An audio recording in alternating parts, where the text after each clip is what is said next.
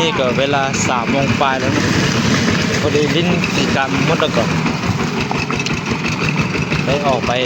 ปิกนิกไปพักเบ็ดผ่อนคลายอารมณ์นี่นะ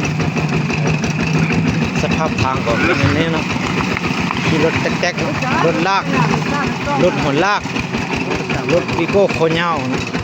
ที่ไทยน่านเขารถงานนี่ก็ซื้อดวงคำตอนนี้ก็เบ็ดก็บุคือบ้านคือเมืองมันเลยเบ็ดเท่านี่ก็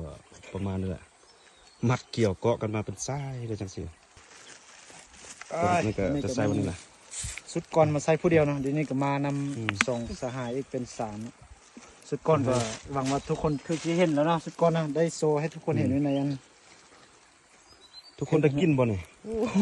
หอมดีดีแต่ว่าเขาอยู่หัวลมนี่เขาอยู่ห่างลมนี่โอ้เดี๋ยวเฮ้ย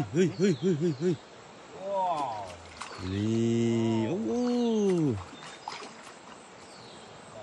นั่นนี่โอ้ของแท้นี่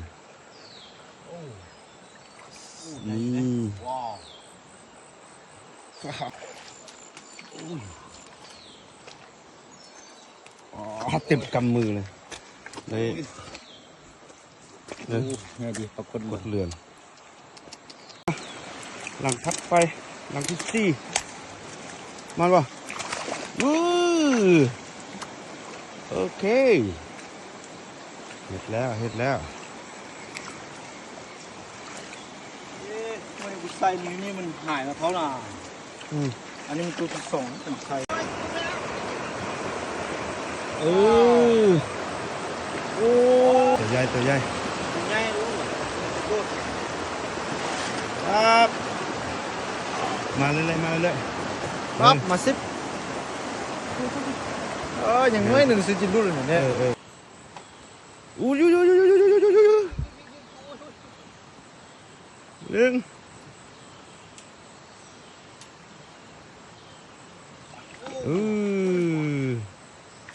ขึ้นปั๊บ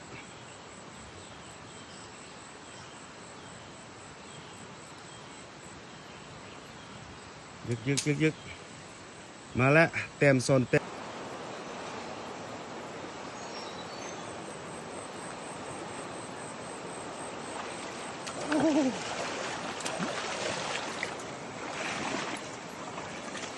โอ้ย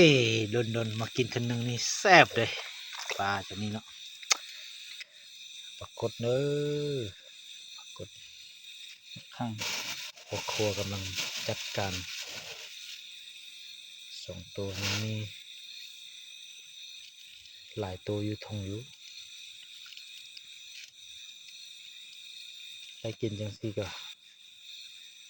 คักแล้วดีใจแล้วใส่กระหาบ่ได้แล้ววิวนี่ก็ยัง3-4 ตัวอยู่ทงนี้มันก็มีได้กบตัวหนึ่งเลยปลาตัวนี้เลย โอ้ยสุกได้จิตทอสุกไปนนอยู่เข็มน้ำปักเบ็ดแล้วเอามาปิ้งเนาะปุ้นปรากฏปานเป็นแบบธรรมชาติเนาะกินแซ่บๆคักอีหลีเด้ออันนี้เป็นแคมป์ตั้งเป็นแคมป์มันเป็นบนนอนคืนนี้ภูมิใบตองนี่ก็นอนเลยยิ่งนอนก็เอาโม่งมาใส่กลางเอาใบตองกลางเอาใบตองใส่ก็ฮอดฤดูกาลฮอดยามเนี่ยเอาสัญญาณมันกันเลยโอ้ยข้าวตัวบรรยากาศที่ภูป่าเดินดินให้เจ้ากินเจ้าทานก่อนเจ้าดินเจ้าดอนเจ้าบอลเจ้าพี่เจ้าแม่ธรณีเอาที่หนังกันเด้อโอ้ยตื่นเช้ามาแล้วเนาะจะเป็นยามเช้าเป็นอะไรเนาะโอ้ยบนนอนก็คักเถอะวะมีมุ้งดีดักดีแต่ว่าฝนตกเนาะฝนตกนี่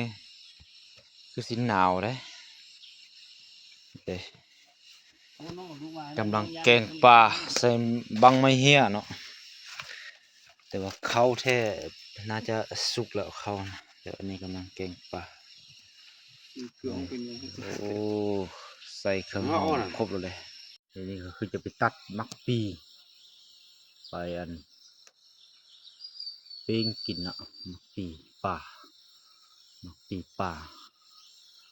พวกกล้วยป่าโอ้ยตัดมักปีก่อน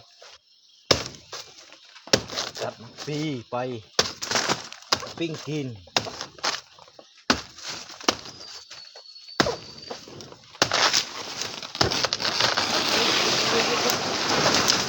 ว้าว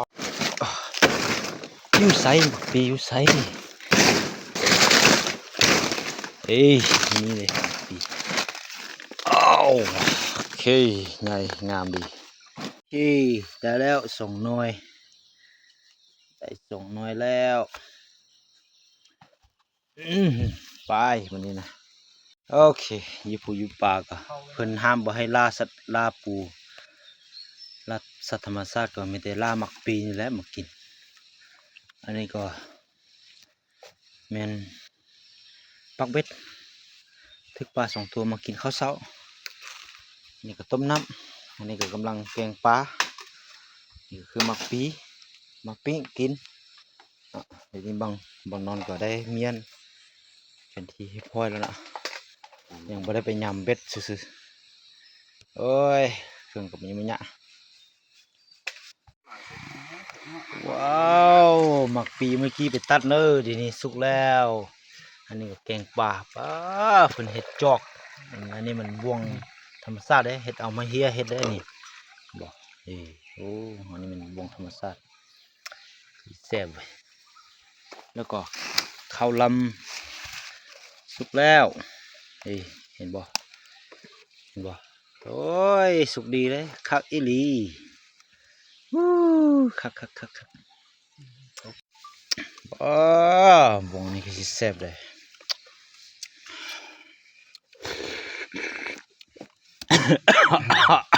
โอ้ยแซ่บอีหลีเว้ยเฮ้ยเนาะ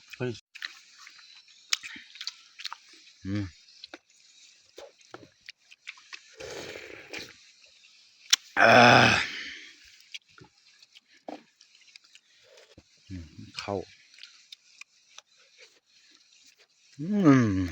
ครับ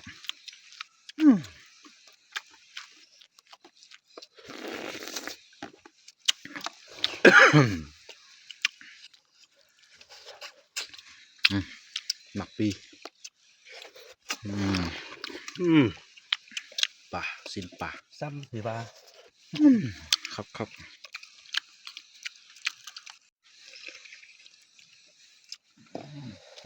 ปลา เนาะ ว่านี่ อันนี้ก็เซฟสุดละ อ้าว โอ้นี่มันขากลับแล้วเด้อกำลังกลับเด้อวันนี้มันมาวันนี้มันเดี๋ยวนี้มันกลับ